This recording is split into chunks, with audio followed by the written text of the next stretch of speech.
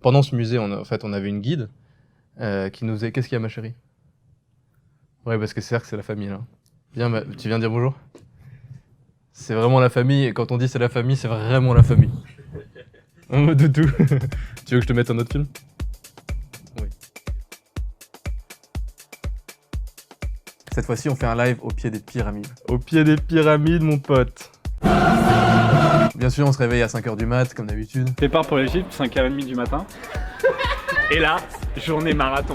Non, c'est une blague cette fois-ci, au moins on a eu le temps de dormir. You wanna talking with me, bro? On était complètement excités de pouvoir braver le couvre-feu. On peut pas tous rentrer en vrai. Eh, vas-y. Bon bah Anaïs, on te sacrifie, désolé. Je sais plus où mettre mes bras. On est content de partir, on n'est pas contre ça, hein? Ouais! On est parti en pleine épidémie, il fallait faire les tests, fallait bien être à jour sur toute la paperasse, etc. Je fais la déclaration qu'on est en toute bonne santé tous. Mais est-ce que c'est vrai? Ça dépend, mais ils demandent pas là mentalement si ça va, donc oui. L'Égypte, c'est un très beau pays, mais c'est aussi un pays très sécurisé. C'est super difficile de passer la douane avec les affaires, surtout avec les affaires de Sébastien. Il avait un fly case avec du matériel modulaire, et la particularité de ce matériel-là, c'est que ça ressemble un peu à une bombe. Donc c'est pas la meilleure chose pour passer les douanes. Il était un peu tendu. Je ferai pas ça tous les jours. Je sais pas comment vous faites, hein. Il mettait beaucoup de choses dans ce show. C'est un show qui a nécessité plus d'un an de préparation. T'as pas ton masque, Mickaël?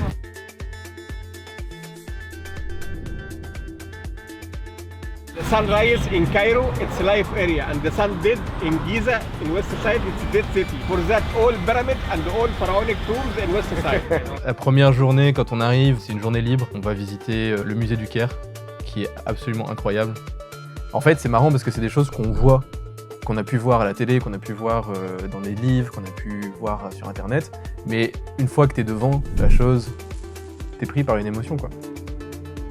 On avait une super guide qui nous explique un peu toute l'histoire de son pays. On est arrivé à un restaurant sur un bateau. Et donc cette première journée, elle était assez fabuleuse parce qu'il n'y avait aucun stress et on découvrait tous l'Égypte. D'être aussi proche des tombeaux, aussi proche des hiéroglyphes et des choses qui sont si anciennes, tout de suite, je pense que ça nous a tous habités. Je pense que c'était une bonne chose qu'on ait fait cette visite avant le live.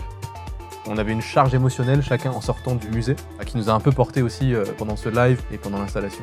Et en fait, moi j'étais d'autant plus fier et j'étais d'autant plus ému de faire ce travail-là, qu'on avait conscience du passé égyptien, qu'on avait conscience de ce sur quoi en fait tout reposait. On fait les repérages, on est bien sûr époustouflé par la vue, époustouflé par le lieu, mais on se rend compte des difficultés, c'est-à-dire le terrain, qui est très compliqué, qui est pas du tout égal. Ce qui est un peu compliqué avec les pyramides, c'est déjà il y a un petit truc mystique où tu comprends pas bien comment c'est positionné. Chaque arête là, elle fait 200 mètres. Là, tu vois, quand je la regarde, je me dis que ça fait moins quoi. À la base, je voulais me mettre juste derrière celle-ci. Le problème, c'est que le soleil qui se couche là-bas tapait dans cette pyramide et du coup, en fait, on était à l'ombre. Et t'as une autre perspective qui est vachement intéressante là-bas. Il fallait être proche, mais en même temps avoir le bon coucher de soleil, la bonne lumière et se rendre compte du volume des pyramides. Et en fait, c'est la première fois que quelqu'un tournait ou même faisait un concert ou quoi que ce soit à ce spot, donc c'est intéressant ça.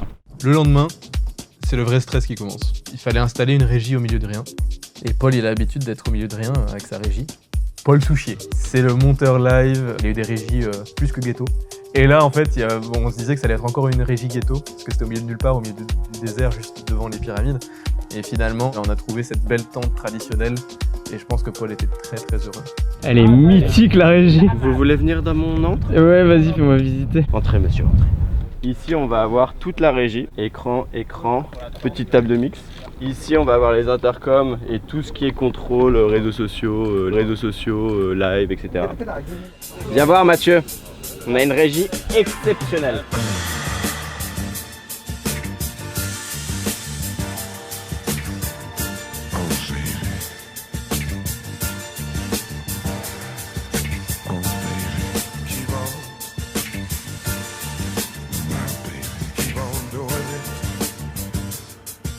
On s'essuie les pieds, monsieur.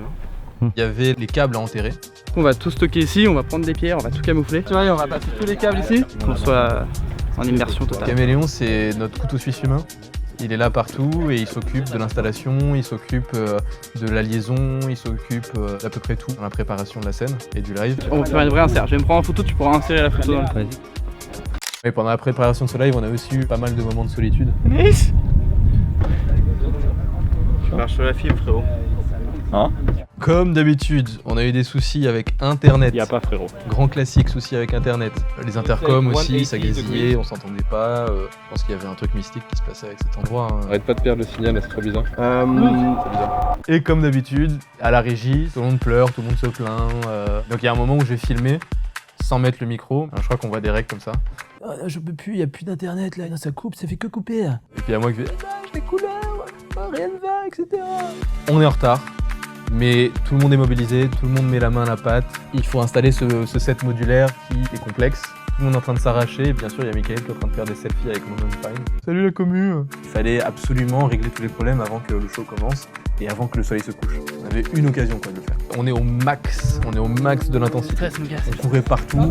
À la prod, ça se bougeait à fond aussi. Il y a encore Phil quelques minutes avant qui bouge les voitures autour pour bien dégager le lieu.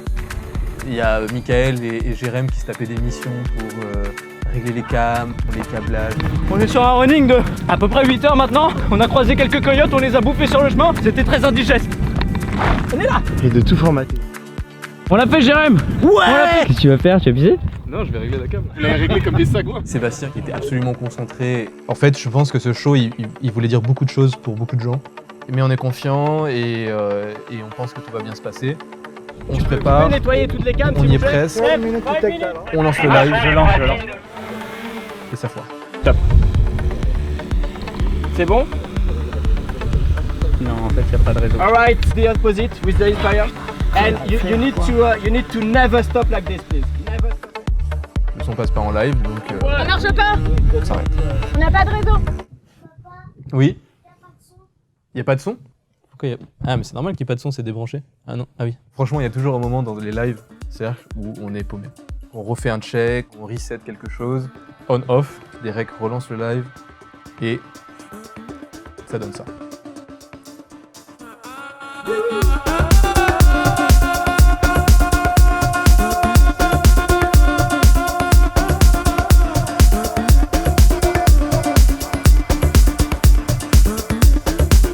Caméra 6. Inspire in 3, 2, 1.